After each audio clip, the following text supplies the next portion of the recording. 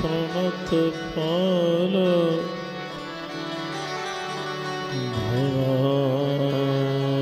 भवाधिपोतुं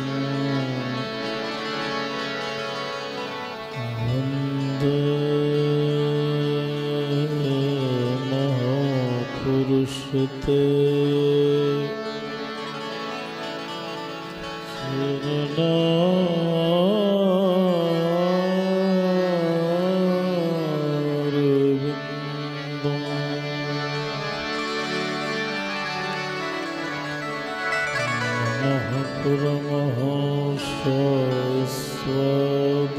चरण कमल चिन्मकरन्दाय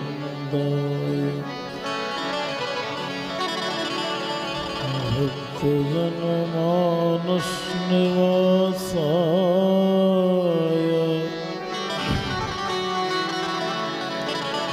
श्री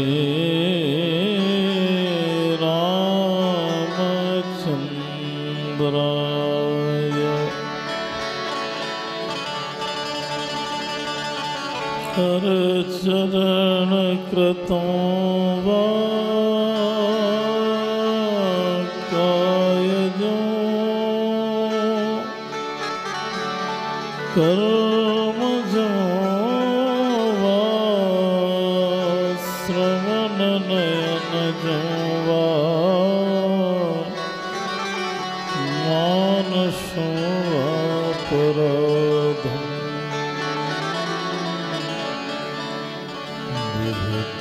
विहितं वा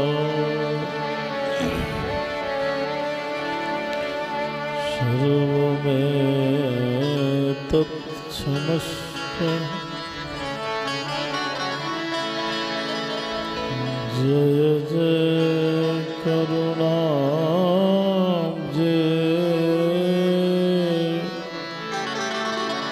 श्री महादेव शंभो। श्री राम कथा के रसिक बर भगत राशि मति धीर आय सुआसन लीजिए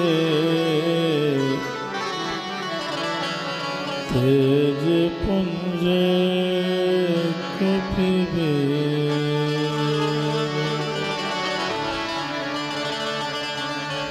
तुलसीदास जी के पद कमल बारंबार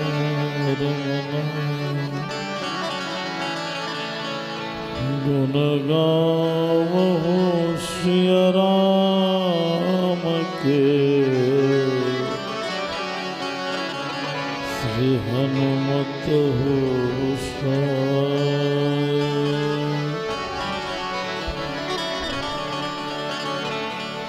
भक्ति भक्त भगवंत गुरु चतुर नाम बपुए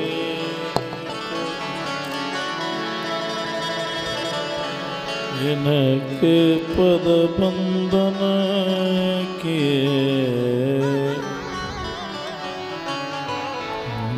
नासत विघ्न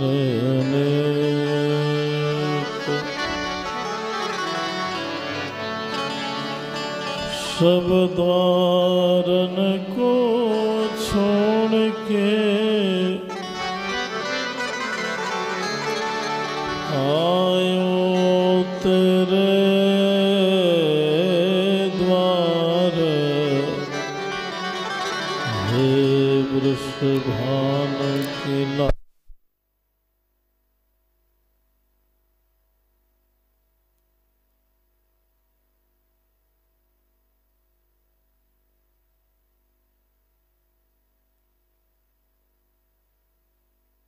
तो न सहसा पुरुषस्य तस्य सद्यो वशीकरणचूर्णमनन्तशक्तिं तो राधिका चरण रेणु मनुस्मरामि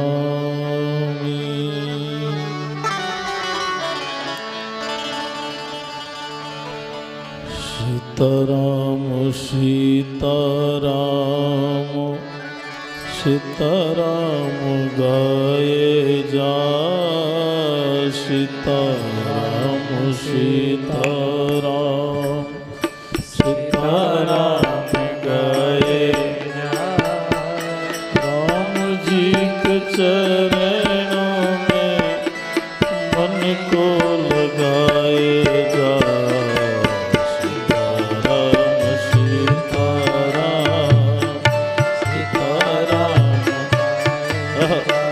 सभी गाइए, भाव से गाइए। जी के चरणों में मन को लगाए जा सीताराम सीताराम सीताराम गाए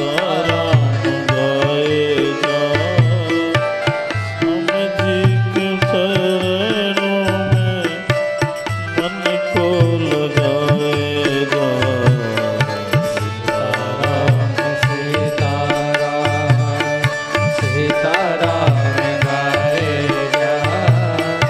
राम जी के चरणों में मन को लगाए जा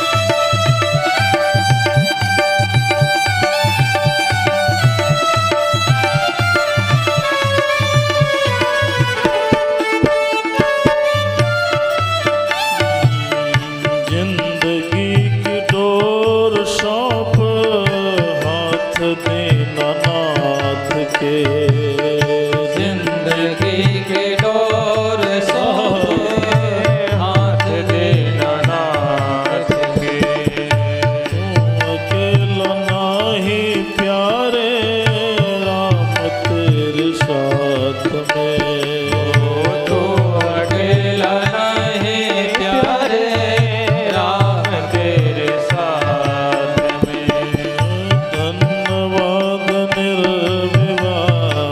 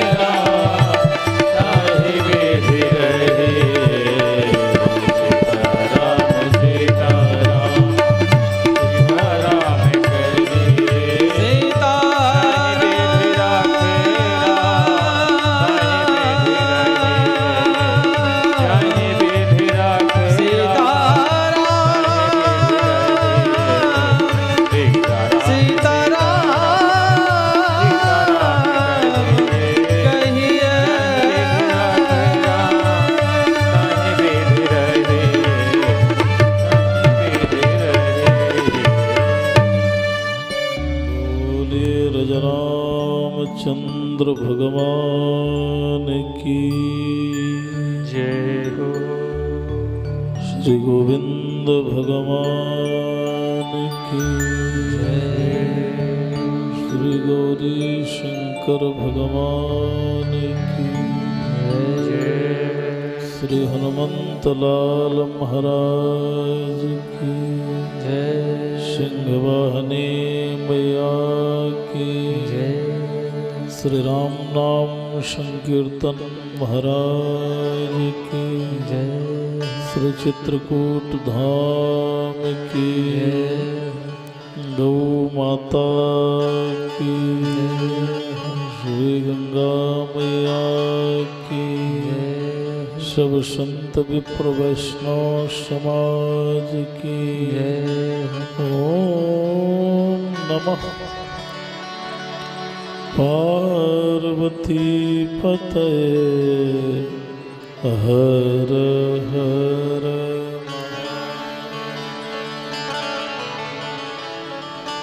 परिपूर्णतम परत्पर पर ब्रह्म परमात्मा लोकाभिराम श्री सतमय चितमय आनंदमय भगवान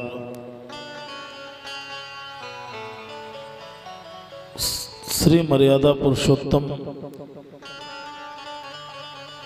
श्री राघवेंद्र सरकार की भुवन पावनी कृपा से पतला करो थोड़ा सा श्री संकट मोचन सरकार की हित की अनुकंपा श्री राम नाम संकीर्तन की पावन छत्र छाया समस्त देवी देवताओं संत महापुरुषों की अनुकंपा से विगत वर्षों से ये श्री राम नाम संकीर्तन महायज्ञ के तत्वावधान में अखंड श्री राम नाम संकीर्तन अनेक जगहों में जो चल रहा है, इस कली के कलुष को समाप्त करने के लिए एक अवलंब ही श्री राम नाम है। नहीं कलि कर्म न धर्म विवेकु राम नाम अवलंबन एक। हमारे आपके लिए एक ही उपाय एक ही अवलंब श्री राम नाम है।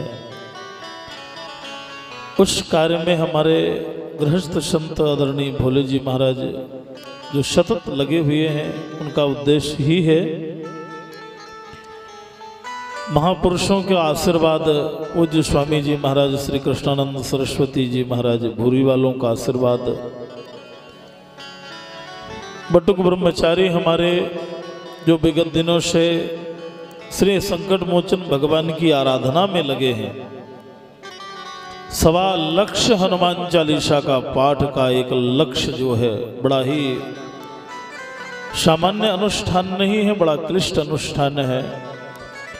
क्योंकि हनुमान जी से सरल कोई देव नहीं और हनुमान जी से कठिन कोई देव नहीं। ये दोनों बातें हैं, सरल भी बहुत हैं और कठिन भी बहुत हैं। इसलिए उनकी साधना आराधना भी कठिन होती है, पर फिर भी अगर हम दैन्य भाव से उनके चरण पकड़ लें तो उनकी ना कोई साधना कर सकता है ना कोई आराधना कर सकता है। बस हमारी दीनता भर बनी रहे कि महाराज मैं कुछ जानता बनता नहीं हूँ, मुझसे जो बन रहा है वो मैं कर रहा हूँ, पर मेरे ऊपर आपकी कृपा करुणा बनी रहे।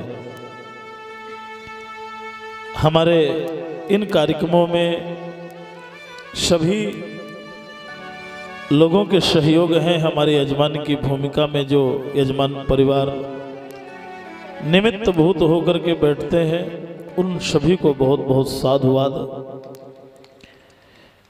विशिष्ट रूप से समीर भैया, छेदीलाल शुक्ला जी, गौर साहब, पुलिस अधीक्षक श्रीकांत तिवारी जी, विचित्र सिंह जी, भगत सिंह, चंद्रभानु सिंह, पुष्पक जी, नरेश खरे, लालू तिवारी जी, शैलेश तिवारी, मदन मिश्रा जी, श्याम बाबू त्रिपाठी, शिव बाबा, घनश्याम सिंह भरखरी, भगत जी और समस्त हमारा यजमान परिवार श्री राम नाम संकीर्तन से सभी जुड़े हुए सभी लोग, सभी यजमान हैं, सभी इस कार्य के आयोजक हैं। हम सभी लोग श्री हनुमान जी के सेवक हैं, ये मान करके हम इस कार्य में लगे हुए हैं। आए हुए विशिष्ट विद्वत वरेण्य, संत वरेण्य, विगत दिनों से हम भावमयी रसमयी आनंदमयी श्री राम कथा का रसपान कर रहे हैं। ये श्री राम कथा ही ऐसी औषधि है जो हमारे शरीर के तीनों प्रकारों के तापों को विनष्ट करती है। कहीं भी जाएं, किसी जगह भी जाएं, कथा कम सुनने को मिलेगी, व्यथा सुनने को ज्यादा मिलेगी। इसलिए व्यथा को कथा में बदलने की जरूरत है। आज का प्राणी बड़ा व्यथित है, जहां भी जाएगा महाराज बड़े टेंशन में है। एक बड़ा सरल शब्द निकल पड़ा है, टेंशन। महात्माओं ने इसका अर्थ किया, बोले 10 माने 10 और सन माने सूर्य। ये अंग्रेजी का शब्द है। 10 माने 10 और सन मीन्स सूर्य। एक सूर्य का ताप सहन ना कर पाए जहां 10 सूर्य साथ लग जाए, इतना शरीर में टेंशन लोगों के जुड़ा है। क्यों? क्योंकि उसका अट्रैक्शन परमात्मा से नहीं है, हमारा कनेक्शन उस नारायण से नहीं है। थोड़ी देर का भी कनेक्शन भले ही छूटता आता जाता रहे नेटवर्किंग की तरीके से, पर जुड़ा रहे। और जब जुड़ा रहेगा तो कहीं ना कहीं हमें आनंद मिलेगा। आज के भौतिक जीवन में हम लोग सुख की अनुभूति करते हैं, सुख की खोज करते हैं, पर सुख मिलता नहीं है। हर व्यक्ति परिवार में सुख ढूंढता है, कोई समाज में सुख ढूंढता है, कोई बाजार में सुख ढूंढता है। खोज तो सुख की ही है, पर तुलसीदास जी कहते हैं भाई सुख कहाँ है? बोले तुलसी आराम न काहू मिलो, आराम है राम के पायन में। अगर आराम है तो भगवान के श्री चरणों में है।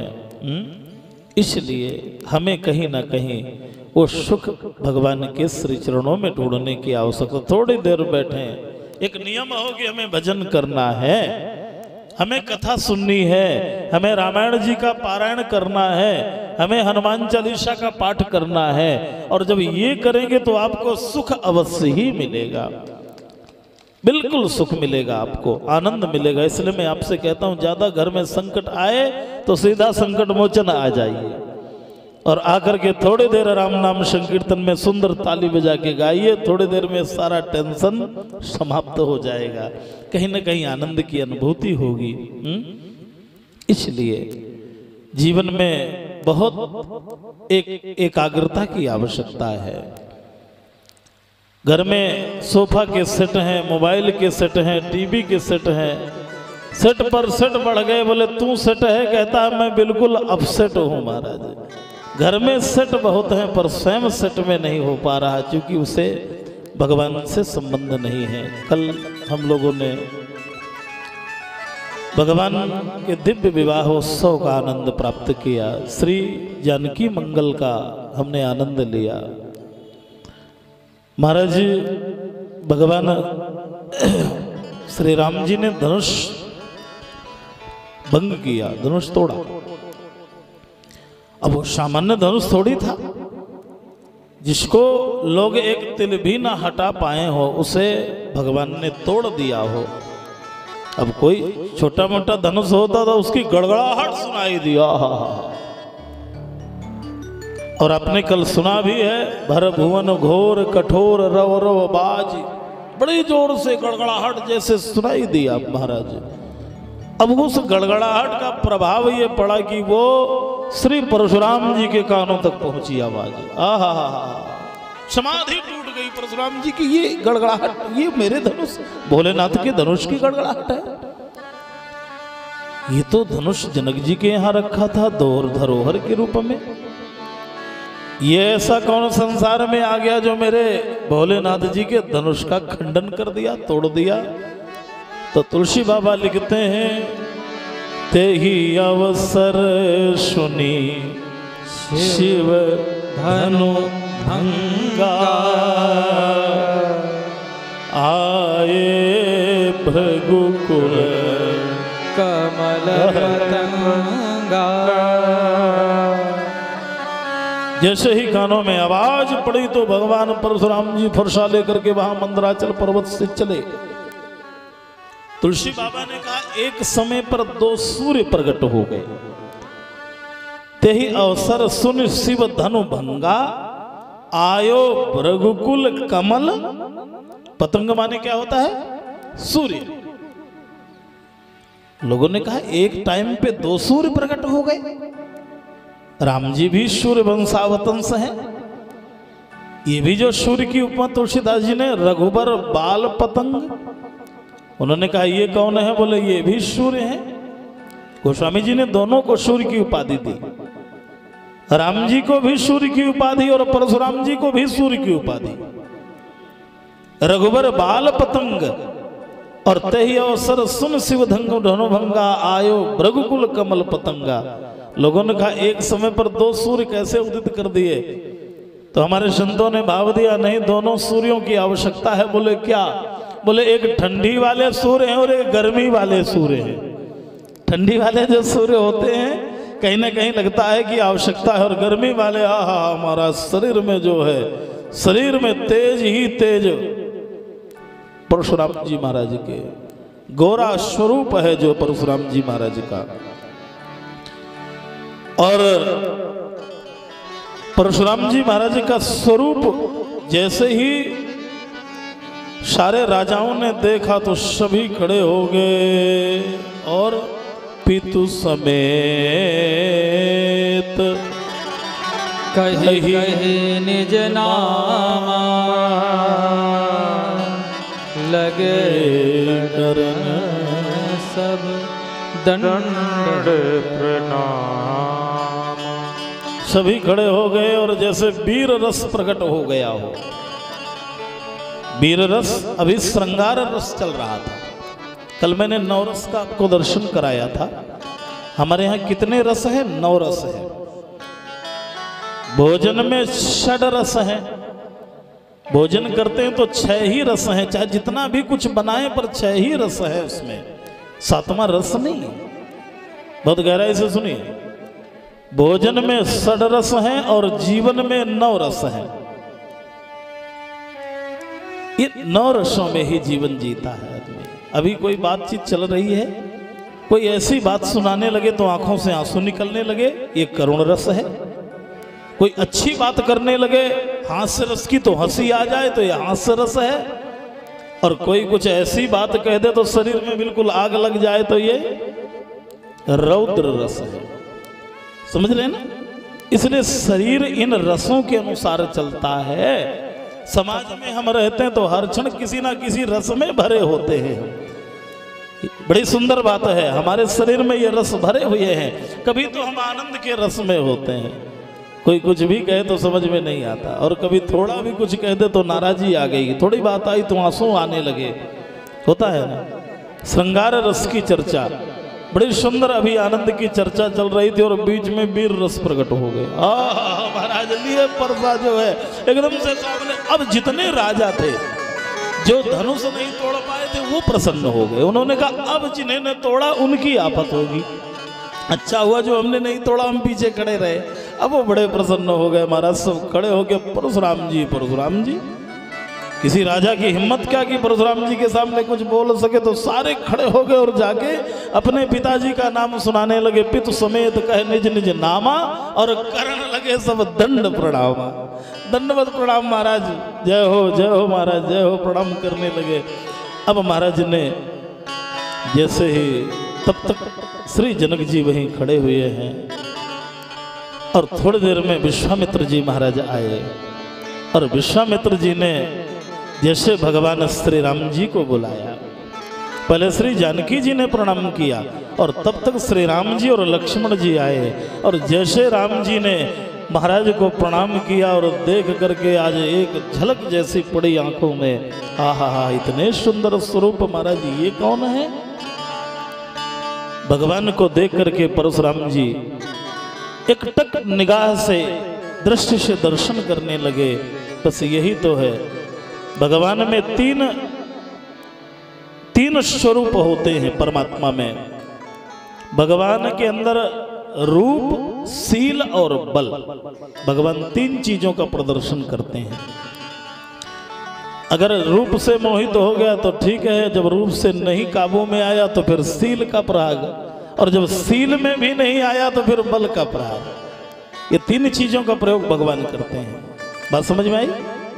रूप, शील और बल, एकदम से बल का प्रदर्शन नहीं कि सीधी सीधी बात करे, नहीं, पहले भगवान ने रूप का स्वरूप दिखाया, रूप का प्रदर्शन किया भगवान ने।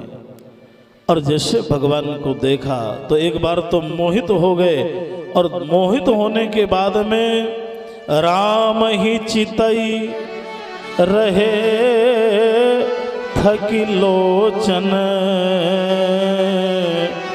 रूप अपार मार मद मोचन। जब जब भगवान को एक बार किसी ने देखा है, चाहे जिसने दर्शन भगवान का किया हो, एक बार भगवान को जब देखता है तो कुछ क्षण के लिए तो स्तब्ध हो जाता है, ये कौन है? इतना भगवान का स्वरूप सुंदर है। संसार में परमात्मा से ज्यादा कोई सुंदर नहीं है। इस जगत के प्रपंच में सुंदरता है, पर भगवान से ज्यादा कोई सुंदर नहीं है। ये बिंदु मात्र है, इसलिए संसार सुंदर लगता है। परमात्मा तो सिंधु है। परमात्मा का स्वरूप ही बड़ा अद्वितीय है। पर समस्या इस बात की है, तुलसीदास जी संकेत करते हैं, अभी अखंड का दर्शन कर रहे हैं और दृष्टि पड़ गई खंड में। अभी तो दृष्टि अखंड में थी, अखंड माने परमात्मा, और जब अखंड से दृष्टि हटी तो खंड माने टुकड़ों में पड़ गई। और टुकड़े कौन से? धनुष के। बस यही तो है समस्या। जितनी भी घटित होती है वो टुकड़े में जाती है। खंड में जाएगी तो समस्या ही समस्या है, और अखंड में जाएगी तो सारी समस्या का हल वही है। इसलिए जब परमात्मा का हम दर्शन करते हैं ना, भगवान को देखते हैं, आहा हा, जैसे ही अब धनुष की ओर निगाह पड़ी तो धीरे से कह दिया, कहू जड़ जनक धनुष के तोरा।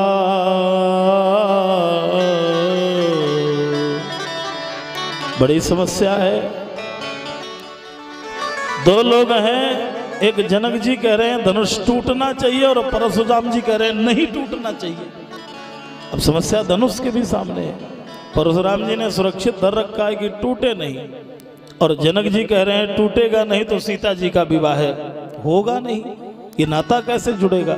ये दो महापुरुष हैं, एक टूटने में नाराज होते हैं और एक नहीं टूटने में नाराज होते हैं। दोनों का चिंतन करिए। एक नहीं टूटता है तो जनक जी नाराज हो गए, और टूट गया तो परशुराम जी नाराज हो गए। बड़ी विलक्षण बात है। किसने तोड़ा तो सब राजा चुपचाप बैठे हुए हैं। भगवान ने सोचा एक जादू खत्म हो गया, रूप का जादू दिखाया तो थोड़ी देर देखा तो, पर ज्यादा देर चला नहीं, तो भगवान ने कहा दूसरा, तो शील प्रकट किया। क्या कहा? नाथ शंभु धनो भंजन हारा, नाथ शंभु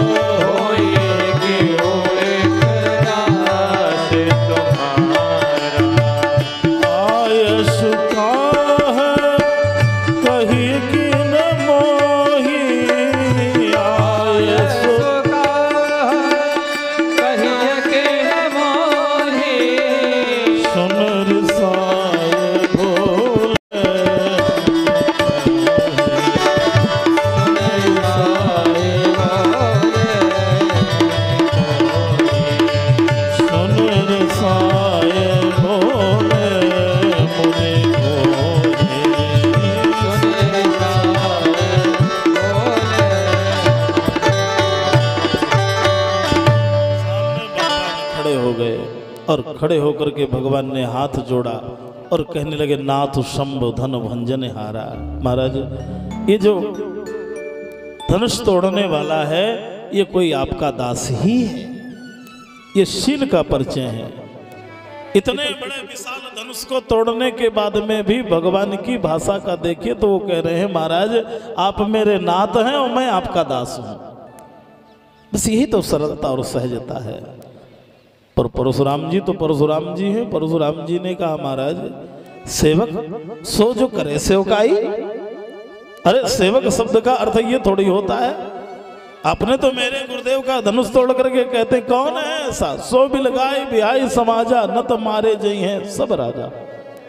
अरे भाई जिसने अपराध किया हो उसकी चर्चा आप करिए। अब सारे राजाओं के ऊपर संकट मंडराने लगा, बड़ी समस्या आ गई। लक्ष्मण जी ने सोचा ये गलत भेंट हो गई, ये वार्तालाप तो मुझसे होनी चाहिए। ये जो है राम जी हमारे सीधे सरल हैं और राम जी सहज हैं। तो राम जी गुरुदेव से कहा महाराज थोड़ी मैं भी मिल लूँ स्वामी जी से। बोले आप भी मिल लो स्वामी जी से। तो लक्ष्मण जी ने सोचा थोड़ी देर हमारी होगी तो अच्छा लगेगा। तब तक श्री लक्ष्मण जी आ गए। भगवान का स्वभाव बड़ा सरल है और सहज है। लक्ष्मण जी शेषावतार हैं। लक्ष्मण जी शेषावतार हैं। अरे लक्ष्मण जी ने एक शब्द कर दिया महाराज क्यों छुअत टूट रघुपति न दोष। महाराज ये धनुष है बहुधनु ही तोरी लड़खाई। बाल्यावस्था में जाने कितने धनुओं को हमने तोड़ दिया है, कब न असरिस कीन गोसाई। महाराज इन धनुष तोड़ने में कोई ऐसी बात है क्या? धनुष तो फिर आते हैं फिर जाते हैं। अब परशुराम जी के शरीर में और एकदम से आग लगी कि इस धनुष को सामान्य धनुष से इन्होंने आकलन कर दिया। ये तो शंकर जी का सामान्य धनुष थोड़ी है। हमारे संतों ने भाव दिया। परशुराम जी को एक उन्होंने पूर्व अवतार की कथा का स्मरण कराया। क्या स्मरण कराया? बोले एक समय परशुराम जी संसार के सारे आयुधों को एकत्रित करते थे। जहां जाएं तो आयुध लेकर के डाल दें। इकट्ठे होते होते इतने आयुध इकट्ठा हो गए कि कभी कभी ज्यादा आयुध एकत्रित होना भी विनाश का कारण बन जाता है। धरती माता ने सोचा अब क्या करें, तो धरती माता ने वेश बदला और शेष भगवान को अपना पुत्र बनाया और जाकर के परशुराम जी के आश्रम में पहुंच गई और कहने लगी हम यहाँ कुछ दिन के लिए छत्र छाया चाहती हैं। बोले ठीक है आप यहीं निवास करो। परशुराम जी चले गए तपस्या करने, तो मौका मिला। बोले जितने भी आयुध हैं उनको निष्प्राण कर दो, कोई ना बचे, सबको प्राणहीन कर दो। तो महाराज शेष भगवान ने देर नहीं लगी और थोड़ी ही देर में सारे जितने भी आयुध थे सबको निष्प्राण कर दिया। और जैसे निष्प्राण किया तो परशुराम जी लौट के आए तो देखा तो वहां सब निष्प्राण पड़े हुए थे। पूछा ये कौन किसने किया? एकदम से जब क्रोधित हुए तो दोनों अपने रूप में प्रकट हो गए। वो जो ब्राह्मणी के रूप में थी वो धरती माता थी, वो बालक जो थे वो भगवान शेष नारायण थे। उन्होंने कहा महाराज ये आयुधों को समाप्त करने के लिए हमने ये लीला को किया, क्षमा करें, साप ना दें, श्राप ना दें।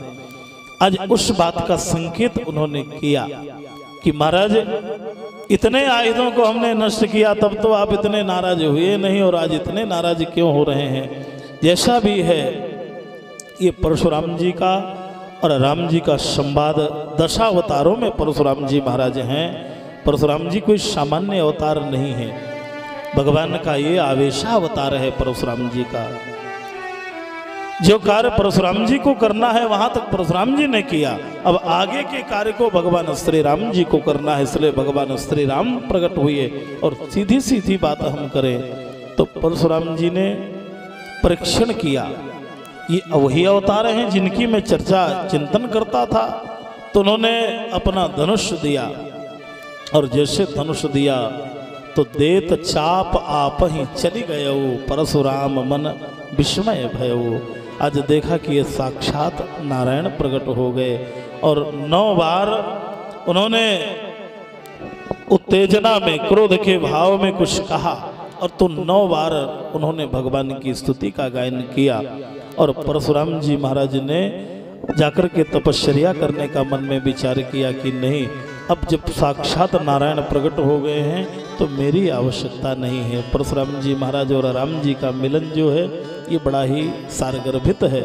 ये लक्ष्मण परशुराम संवाद के रूप में है, वीर रस का प्रसंग है, बहुत बड़ा प्रसंग है। पर केवल इसमें चिंतन की बात यह है कि जो कार्य भगवान राम जी को करना है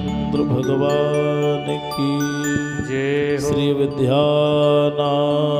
की जय हो। बड़ा ही सुंदर भगवान के दिव्य वैवाहिक परंपरा का बड़ा सुंदर निर्वहन हुआ। बहुत लंबा विस्तार है भगवान के विवाह का। हम सूत्रात्मक रूप से श्रवण करें क्योंकि हमें बहुत सारी लीला को, बहुत सारी चर्चाओं को आगे बढ़ाना है। भगवान श्री सीताराम जी जैसा विवाह न भूतो न भविष्यति। अवतार तो भगवान के बहुत हुए, 24 अवतार हुए, पर जो आनंद श्री सीताराम विवाह में मिला भगवान को, जो विवाह का आनंद भगवान को भी प्राप्त हुआ। क्योंकि कृष्णावतार में विवाह तो बहुत हुए पर कहीं बारात नहीं लगी टाइम से, कहीं समय से सारे कार्य हुए नहीं। विवाहों की संख्या तो बहुत बढ़ी पर कहीं ना कहीं जो विधि और विधान के साथ में, लोक मर्यादा के साथ में विवाह हुआ। ये गृहस्थ आश्रम का प्रारंभिकीकरण होता है, गृहस्थ की शुरुआत होती है। इसलिए इस विवाह के वैवाहिक जीवन को बड़ा महत्व समझना चाहिए। एक नई शुरुआत होती है, नई गृहस्थी की शुरुआत होती है। माँ भगवती के अनुराग का दर्शन गोस्वामी जी महाराज ने कराया। बड़ा ही सुंदर जो है, बड़ा ही आनंदमय। माता जी बैठी हुई है, भावरें पढ़ रही हैं। तुलसीदास जी ने दर्शन दिखाया। क्या दिखाया? घूंघट पहले हमारी माताएं बहुत करती थी। पहले हमारे यहाँ परंपरा थी पुराने भारत में, तो मैया यहाँ से घूंघट किए बैठी थी तो राम जी को देखना चाहती थी, तो राम जी का दर्शन कैसे हो। तो तुलसी बाबा ने एक सूत्र दिया। क्या?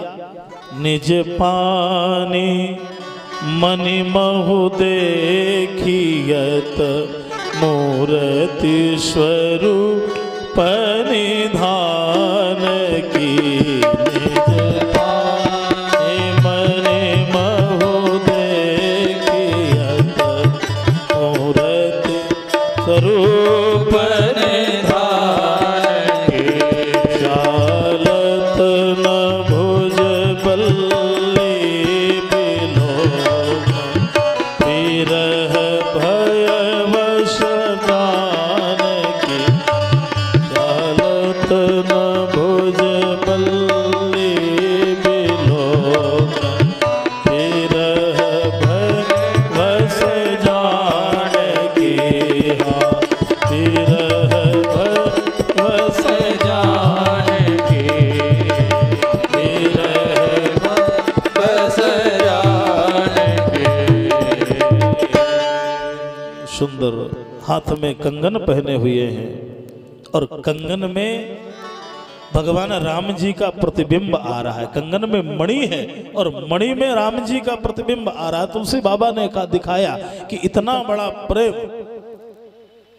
भगवान के बिंब का प्रेम तो बहुतों में देखा, पर भगवान के प्रतिबिंब का प्रेम जो है, दो चीजें होती है कि बिंब और प्रतिबिंब। बात समझ में आ रही ना? सामने वाला जो असली है ये बिंब है और जो अंदर छाया पड़ रही है वो प्रतिबिंब है।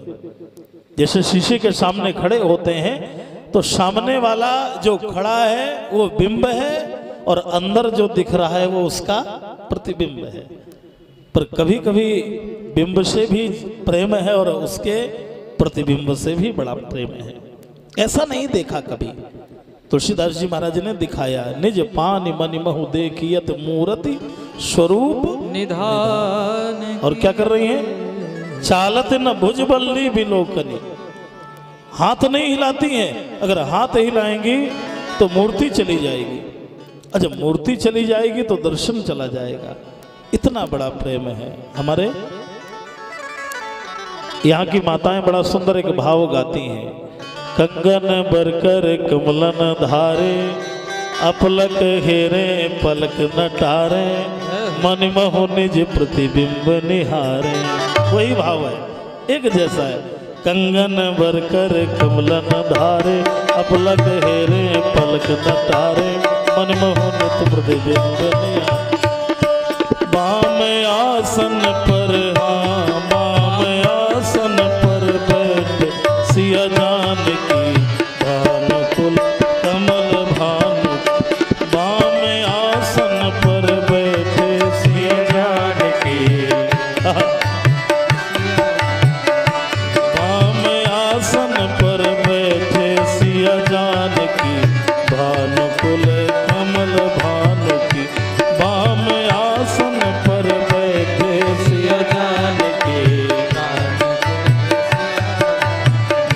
सभी शोभा सखी शोभा निहारो भगवान की भानुकुल कमल सखी शोभा निहारो भगवान की भानुकुल कमल भानु की। भानुकुल कमल भानु की भानुकुल कमल भानु की। भानुकुल कमल भानु की। बिल्कुल इसी भावों को गोस्वामी तुलसीदास जी ने निज पानी मनु महुन देखियत स्मूरति स्वरूप निधान की। ऐसा प्रेमी नहीं देखा जो भगवान के इस भाव में आनंदित हो जाए। भगवान ने कहा सीता जी चिंता मत करो, ये यथा माम प्रपद्यन्ते तांस तथैव भजाम्य हम। जो भक्त जिस भाव से मुझे भजता है, आज आप मेरे प्रतिबिंब से इतना प्रेम कर रही हैं। बिंब तो सामने बैठा हुआ है और उसकी प्रतिबिंब पर इतना चिंतन है। चिंता मत करिए, जितना आप मुझसे प्रेम कर रही हैं उससे आपके प्रतिबिंब में मेरा 2 गुना प्रेम दिखाई देगा। और वही दर्शन भगवान आगे आपको दिखाएंगे। कभी कभी जीव का प्रेम जब परमात्मा से होता है तो ऐसा होना चाहिए। गोस्वामी जी ने माता जी को आधार मान करके समाज को शिक्षा प्रदान की। श्री धर्म सम्राट कृपात्री जी महाराज कहा करते गए हैं कि बिंब को सजाओ तो प्रतिबिंब सज जाएगा। कहा करते थे बिंब को सजाओ तो प्रतिबिंब सज जाएगा। अरे शीशा वाले को सजाना है तो कैसे सजाएं? बोले सामने वाले को सजाओ तो शीशे वाला अपने आप सज जाएगा। इसलिए कहीं ना कहीं ये भाव जो है बिंब और प्रतिबिंब का है। बहुत लंबी कथा है, क्योंकि अगर कथा हम सुने तो 9 दिन हमारे बालकांड में ही पूरे हो जाएंगे। बालकांड सबसे बड़ा कांड है। श्री रामचरितमानस में सर्वाधिक चौपाइयों का कांड श्री बालकांड है। और मानसकार कहते हैं, हमारे विद्वान कहते हैं, ये मानस कल्प वृक्ष में बालकांड हमारे जीवन की बाल्य अवस्था है। ये बालकांड हमारे जीवन की बाल्य अवस्था है। और जब बालकांड बाल्य अवस्था अच्छी होती है तो अविद्याकांड अपने आप ही सुंदर हो जाता है, अच्छा हो जाता है। इसलिए बालकांड रूपी बाल अवस्था को हमें बहुत संभालने की आवश्यकता है।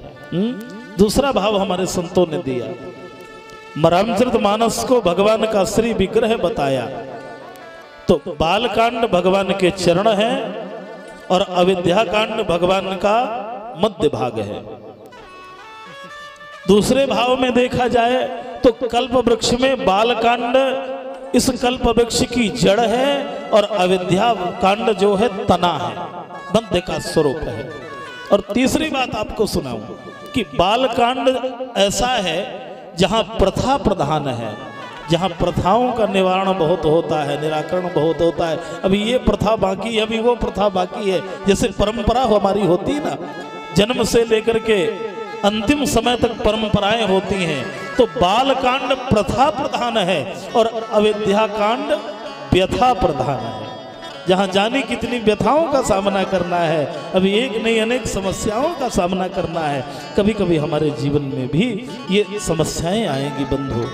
इसलिए हमें इन स्वरूप में इस मानस के कल्प वृक्ष में जितना ये बीज का मध्य भाग मोटा होगा, मजबूत होगा, तो चाहे जितने झंझावात आए, चाहे जितनी प्रकार की समस्या आए, पर ये वृक्ष वैसा का वैसा मजबूत खड़ा रहता है। बस यही जीवन का एक रहस्य है कि हमें कहीं ना कहीं अपने को मजबूती की ओर ले जाना है। भगवान का दिव्य विवाह संपन्न हुआ। अब चूंकि विवाह छोटा तो है नहीं, बहुत लंबी कथा है। मैंने तो एक शब्द में आपको कह दिया कि भगवान का संपन्न हो गया विवाह है। बड़ी लंबी कथाएं हुई।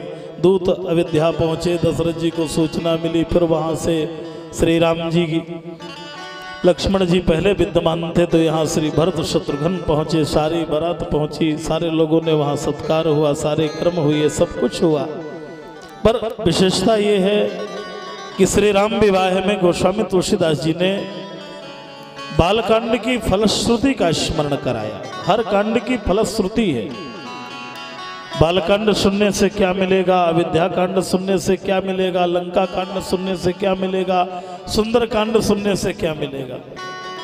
हर कांड का एक प्रभाव है। तो महाराज से पूछा गया भगवान के विवाह सुनने से क्या मिलेगा। बोले सिया रघुवीर विवाह जे सप्रेम गाम ही सुनही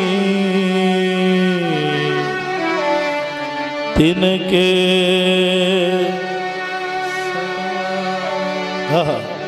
तिन कहो सदा उछा क्या बात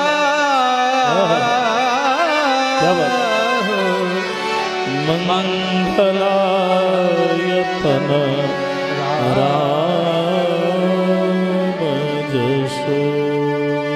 घर में उत्साह चाहिए, उत्साह चाहिए, तो भगवान के विवाह की चर्चा को सुनिए।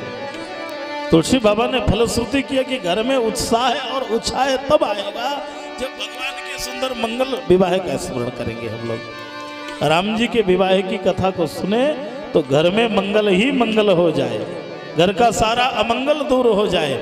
इसलिए राम जी के विवाह की चर्चा का स्मरण करना हमारे जीवन के लिए मंगल कार्य है।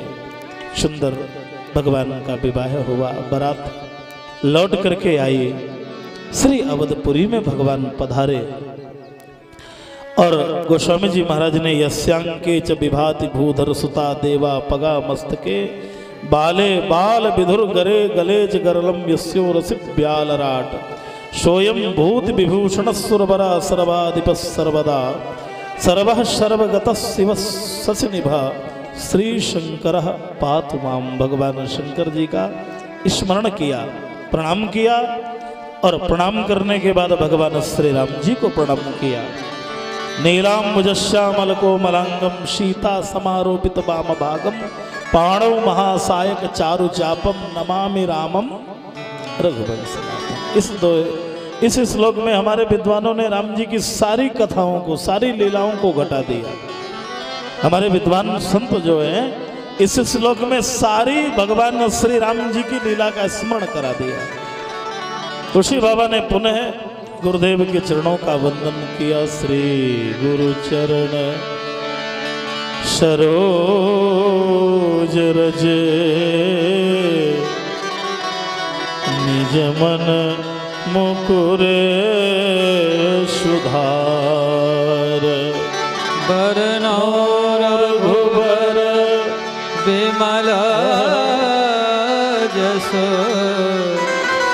जो दायक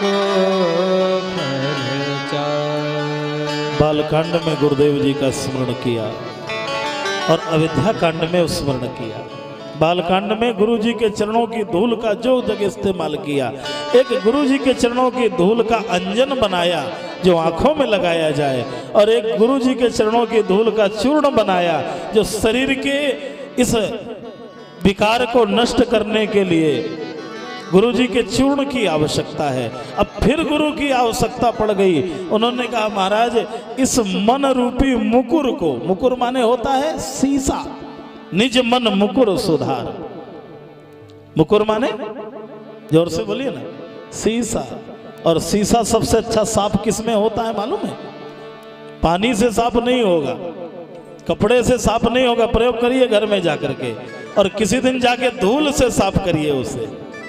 जहां बड़ी छोटी बिल्कुल पतली धूल पड़ी हो, बिल्कुल बारीक धूल हो और उससे लेकर के शीशे को जैसे ही साफ करें तो शीशा साफ हो जाएगा।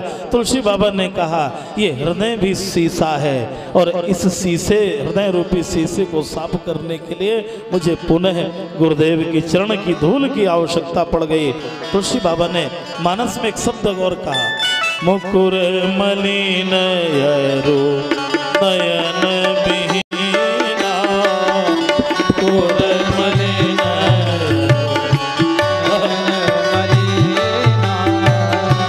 राम रूप देखिए किम दीना, राम रूप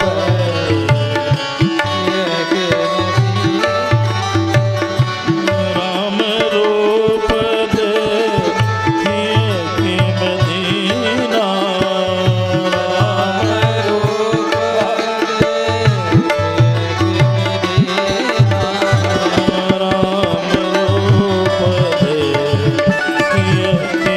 दीना,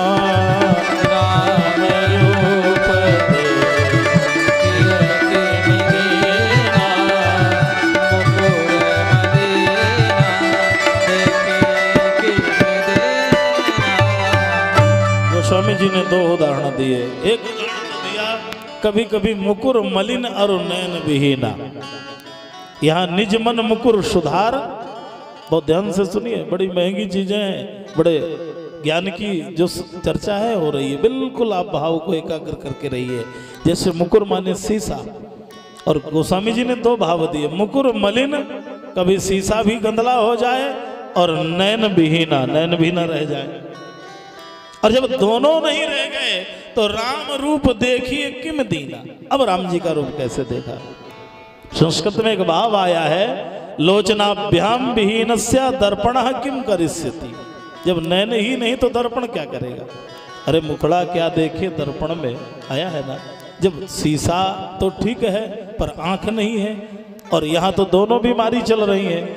मुकुर माने हृदय भी गंदला चल रहा है, हृदय के चक्षु भी गंदे हैं, हृदय के चक्षु भी स्वच्छ नहीं है, और ये जो है ये भी नेत्र हमारे ठीक नहीं, इनमें मोतिया बिंद हो गया है।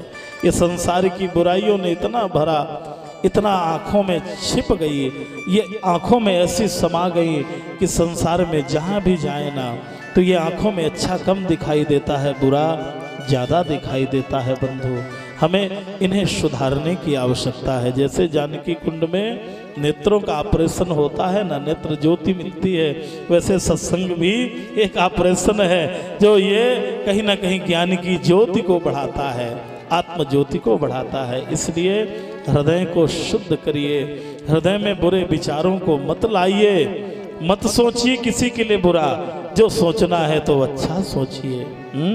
गोस्वामी जी महाराज ने कहा, निज मन मुकुर सुधार। महाराज, इस हृदय के मुकुर को सुंदर करने के लिए मैंने गुरुदेव की वंदना किया है। वर्णव रघुबर विमल जस, भगवान के विमल जस का वर्णन करना चाहता हूँ। उससे फल क्या मिलेगा? जो दायक फल, चार फल मिलेंगे, धर्मार्थ काम और मोक्ष। ये चार फलों की हमें आवश्यकता है, और हम कभी कभी दो फलों को तो पकड़ लेते हैं पर दो फलों को छोड़ देते हैं। ये चार फल हैं हमारे जीवन में, धर्म, अर्थ, काम और ये चार फल हैं। हमें चार फल मिले हैं, पर हम क्या करते हैं? दो चीजों को पकड़ लेते हैं, बीच वालों को। बीच वाले कौन से हैं? अर्थ और काम। पैसे कमाने की विद्या कैसे मिल जाए, तो वो तो ब्रेन में है कि कैसे कमाना है, कैसे बेवकूफ बनाना है, ये होता है ना। तो कहीं ना कहीं हम पैसे कमाने का ध्यान तो है, अर्थ करी विद्या तो है, पर मोक्ष करी विद्या नहीं है। और हमारे संतों ने कहा, विद्या वही है या विद्या सा या विमुक्त है, जो मुक्ति के मार्ग की ओर ले जाए वो तो विद्या है हमारी, मोक्ष की ओर ले जाए, कहीं परमात्मा की ओर भी ले जाए। आज सुंदर दिव्य स्वरूपों में से भगवान का जब विवाह हुआ, भगवान पधारे, तुलसीदास जी महाराज ने सुंदर इन मानस की चौपाइयों का स्मरण किया। हमारे पूज्य गुरुदेव कहा करते थे, ये 8 चौपाई हैं, जिस घर में ज्यादा दरिद्रता है उस घर में अगर प्रत्येक दिन इन 8 चौपाइयों का पाठ प्रतिदिन होने लग जाए तो उस घर की दरिद्रता दूर हो जाएगी। समझ में आया बात? ये बालकांड विद्याकांड की प्रारंभिक 8 चौपाइयाँ हैं। इन 8 चौपाइयों को याद करिए और प्रत्येक दिन घर में पाठ करिए। बड़ी सुंदर ये 8 चौपाइयाँ हैं। क्या है? जब तेरा ब्याह घर आए, जब तेरा ब्याह घर आए, नित नव मंगल मोद बधाए, नित नव मंगल मोद बधाए, भुवन चार दश भूधर भारी, भुवन चार दश भूधर भारी, सुकृत मेघ बरसहि सुख बारी, सुकृत मेघ बरसहि रिद्धि सिद्धि संपत्ति नदी सुहाई, रिद्धि सिद्धि संपत्ति नदी सुहाई, ओमगी अवध अम्बुध बहुआई, ओमगी अवध बुधि बहुआई, मणिगणपुर नर नारी सुजाति, मणिगणपुर नर नारी सुजाति, शुचि अमोल सुंदर सब भांति, शुचि अमोल सुंदर। बड़े ही मार्मिक चौपाइयाँ हैं। गोस्वामी तुलसीदास जी के ये मंत्र है बंधु, ये सामान्य नहीं है। आप बिल्कुल इसमें निश्चिंत हो जाइए। एक एक चौपाई का, कल मैंने गौरा मैया की पूजा की विधि को बताया था कि इन चौपाइयों को अगर कन्या पाठ करेगी तो उसको मनोवांछित वर की प्राप्ति होगी। ये जो है, और ये दूसरा भाव आपको सुनाया मैंने कि कहीं ना कहीं अगर घर में समस्याएं हैं तो इन 8 चौपाइयों का पाठ प्रतिदिन करिए। और कहाँ से शुरू करिए? जब ते राम ब्याही घर। आहा, अरे सीता जी कोई सामान्य थोड़ी हैं, आदि शक्ति हैं, साक्षात भगवान की जो है परमात्मा की लीलाएं हैं, परमात्मा की कथाएं हैं। इनमें विश्वास जरूर होना चाहिए। वेद मंत्र है। एक बार कथा आती है कि गोस्वामी तुलसीदास जी और सूरदास जी बैठे थे तो चर्चा होने लगी। तुलसीदास जी ने कहा, सूरदास जी ये बताओ कि कविता किसकी अच्छी है? कविता आपने भी लिखी, मैंने भी लिखी, किसकी अच्छी? तो सूरदास जी बोल पड़े, कविता मेरी अच्छी है। तुलसीदास जी ने कहा, अपने मुंह से अपनी करनी। अरे भाई, ये कह देते कि मेरी नहीं आपकी अच्छी है।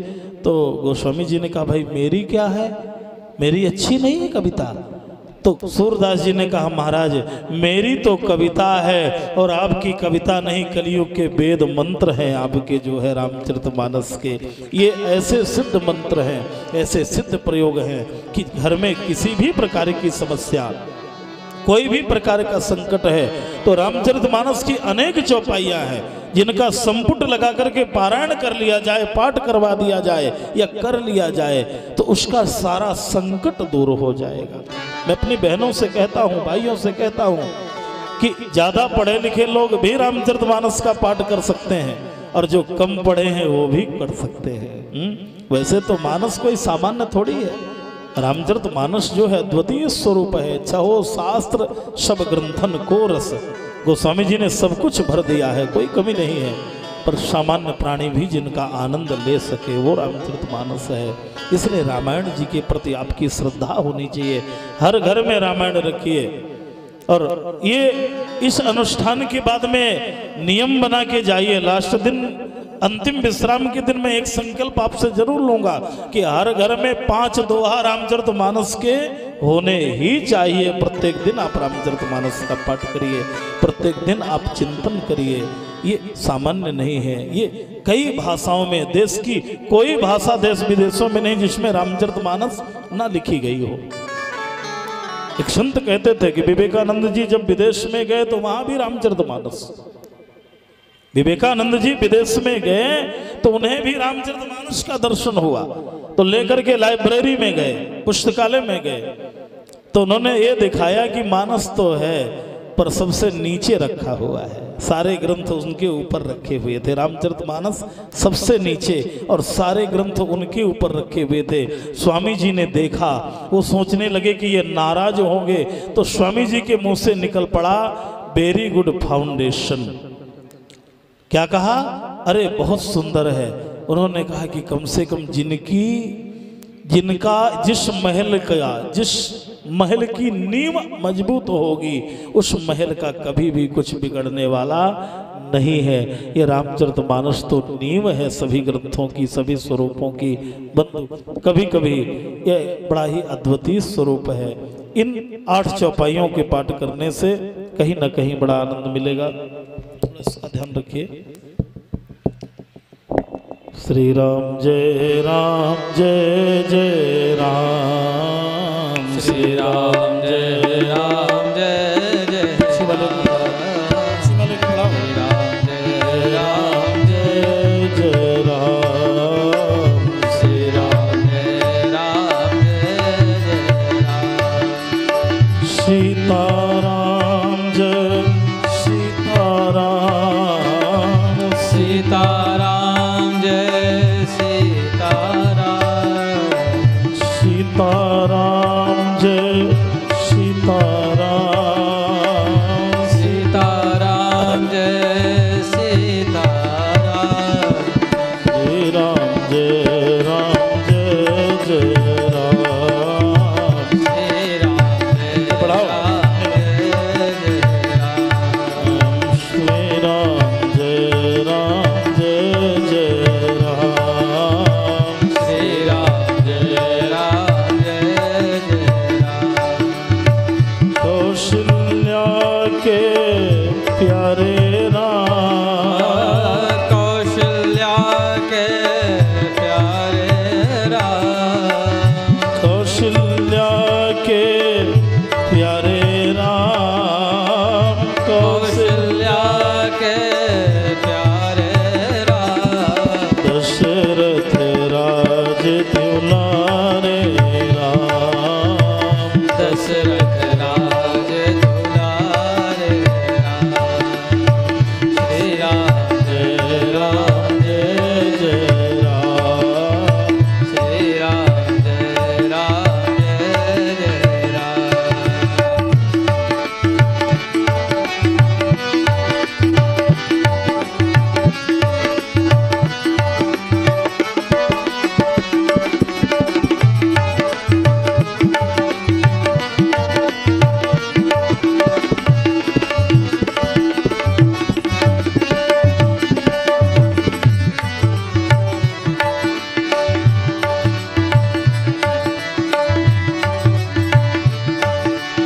मुझे भरोसा तेरा राम, मुझे भरोसा तेरा राम।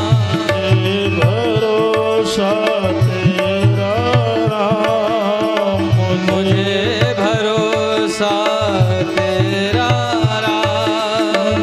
करुणा करे अपना लो राम।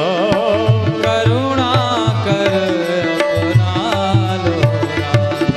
श्री राम जय जय राम। श्री राम जय राम। श्री राम जय जय राम। श्री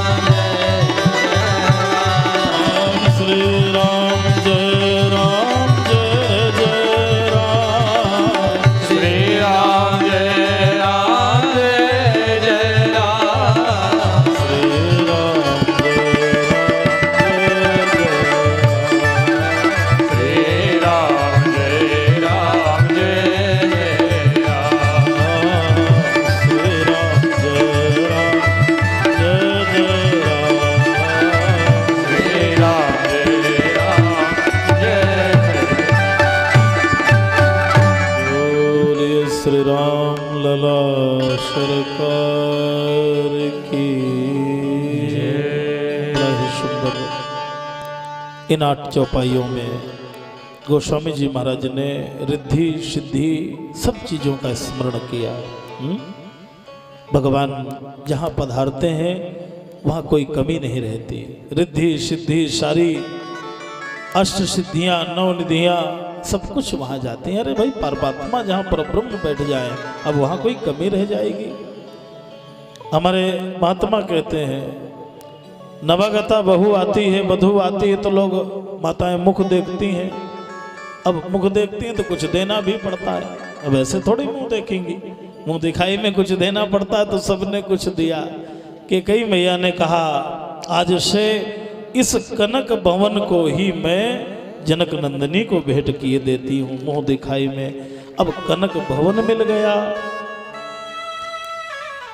बेचारी कौशल्या मैया ने कहा अब मैं क्या दूं, मेरे देने के लिए तो कुछ बचा नहीं, क्या दूं। तो कहने लगी अरे बहू अरे पुत्री मैं ऐसा स्वरूप तुझे भेंट कर रही हूं आज तक जिसे मैंने अपना माना, जिसे पाला पोसा बड़ा किया, और आज से ये श्री राम ही मैं तुझे भेंट कर समर्पित किए देती हूँ। मेरा राम अब मैं तुझे दिए देती हूँ। कभी कभी राम राज्य तब होता है जब सब पर एक जैसा अपनत्व जागृत हो जाए। कभी कभी हमारे घरों में बड़ी विषमताएं हैं। 2 बेचारे बाप बेटा बाहर बैठे थे, अखबार पढ़ रहे थे, आवाज़ आई बड़ी जोर से बर्तनों की, खड़ खड़ खड़ खड़ खड़ खड़ खड़ खड़ खड़ खड़ खड़ खड़। पिता ने कहा देख तेरी पत्नी ने सारे बर्तन तोड़ दिए। पुत्र भी चालाक था, पुत्र ने कहा बर्तन मेरी पत्नी ने नहीं, बर्तन मेरी मैया ने तोड़े। बोले तू कैसे जान गया, कोई ज्योतिषी है? बोले इसलिए जान गया कि बर्तन गिरने के बाद कोई आवाज नहीं आई, तो मैंने जाना कि मेरी मैया ने गिराए, और अगर आवाज आती तो मेरी मैया के वेद मंत्र भी तक शुरू हो गए होते। कहीं ना कहीं कभी ना कभी ये भाव हमारे अंदर होता है। नहीं, हम इस राम राज्य को घर में लाने की कोशिश करें। इन कन्याओं से इन बहनों से मेरा निवेदन है, एक माँ को छोड़ के आती हैं तो दूसरी माँ इस घर में मिल जाती है। और उन माँओं को मैं कहता हूँ कि एक बेटी घर से विदा होती है तो दूसरी बेटी फिर घर में आ जाती है। बस ये 2 भावों का परिवर्तन अपने जीवन में लाइए, घर में राम राज्य हो जाएगा, बड़ा आनंद हो जाएगा। आज हमारे घरों में बड़ी कलह है, क्लेश है, और आजकल सर्वाधिक संबंध जो छेद जो हो रहे हैं, सर्वाधिक जगहों पे मैं देखता हूं कि आज कितने लोग समझौता करने वाले कितने केंद्र बन गए हैं। ये राम जी की भूमि है, ये राम राज्य है। इसलिए कहीं ना कहीं हमें इन मनोभावों को मन में बहुत ही सजो के रखना है। सुंदर भगवान राम जी का निवास श्री अवध में, भगवान की दिव्य लीलाएं। आगे गोस्वामी जी महाराज ने भाव को, इस कथा को बढ़ाया। बैठे हुए महाराज दशरथ जी हैं। गोस्वामी जी कहते हैं एक समय, एक बार की बात है, सब सहित समाजा राजसभा रघुराज विराज राय सुभाय मुकुर कर लीन्हा बदन बिलो की मुकुट सम कीन्हा। महाराज बैठे बैठे मन में चिंतन करने लगे तो मुकुर माने शीशे को देखने लगे, और जैसे शीशे को देखा तो अपने शरीर में उन्हें जरठपन, कहीं ना कहीं बुढ़ापे का संकेत दिखाई दिया। हमारे जीवन का यही संकेत है कि हम जैसे देखें कि अब शरीर हमारा, अब अवस्था दूसरी बदल रहा है, तो हमें अपने दायित्वों को किसी ना किसी को समर्पित कर देना चाहिए। ये सूत्र है रामचरितमानस के। मैंने कल भी आपसे एक बार कहा था कि कभी कभी जीवन भर हम उन दायित्वों को ढोते रहते हैं, बुढ़ापे में भी हम वही काम करते हैं जो सारी जिंदगी हमने किया है। मैं देखता हूं लोगों को 80 साल 90 साल की उम्र में भी वो सारी जिम्मेदारी का बोझ लिए भागते फिर रहे। हमने कहा क्यों परेशान है भाई, क्या यही करेंगे आप? ये शरीर किस लिए मिला है? ये संसार कि साधनों के लिए ये साधन धाम है हमारा शरीर, ये मोक्ष का द्वार है हमारा शरीर। ये पैसे बनाने की मशीन थोड़ी है, जो पैसा बनाने की मशीन बना लिया हमने कि कमाइए खाइए पीजिए रहिए और मर के कुछ कर ही ना पाए, कुछ देख ही ना पाए, ना तीर्थ में गए, ना कथा में गए, ना दान में गए, ना पुण्य में गए, ना धर्म हमने किया, कुछ कर नहीं पाए। इसलिए ये मानव के शरीर से कहीं ना कहीं समय रहते रहते अपने दायित्वों को आगे बढ़ाइए। महाराज ने देखा तो श्रवण समीप भये क्या शीत के साथ, ये सफेदी आ गई, बाल सफेद हो गए। अब आजकल लोगों को उससे फर्क नहीं पड़ता, अब सफेद हो गए तो फिर काले हो गए, काले होने के भी तो साधन है। संतों ने एक भाव दिया, यमराज की घंटी है, पहली घंटी सफेद बाल, दूसरी घंटी दांत उखाड़, दूसरी घंटी में पूरी कैसेट खत्म कर दिया, तीसरी घंटी में कान से सुनना बंद हो गया, चौथी घंटी में आंख से दिखना बंद हो गया। यमराज ने सोचा वो घंटी से काम नहीं चलेगा, सीधा घंटा ही बजाना पड़ेगा। बस कभी कभी जीवन यही हो जाता है। नहीं, संकेतों के आधार से हम अपने जीवन को जो है धीरे धीरे, बड़ा एक महात्मा ने बड़ा अच्छा भाव दिया है, बुढ़ापे का होगा असर धीरे धीरे, बुढ़ापे का होगा असर धीरे धीरे, चली जा रही है उम्र धीरे धीरे, चली जा रही है उम्र धीरे धीरे, चली जा रही है उम्र धीरे धीरे, चली जा रही है उम्र धीरे धीरे, चली जा रही है उम्र धीरे धीरे, चली जा रही है उम्र बचपन भी जाए जवानी भी जाए, बचपन भी जाए जवानी भी जाए, बचपन भी जाए जवानी भी जाए, बचपन भी जाए आनंद से गाइए, जवानी भी जाए, बुढ़ापे का होगा असर धीरे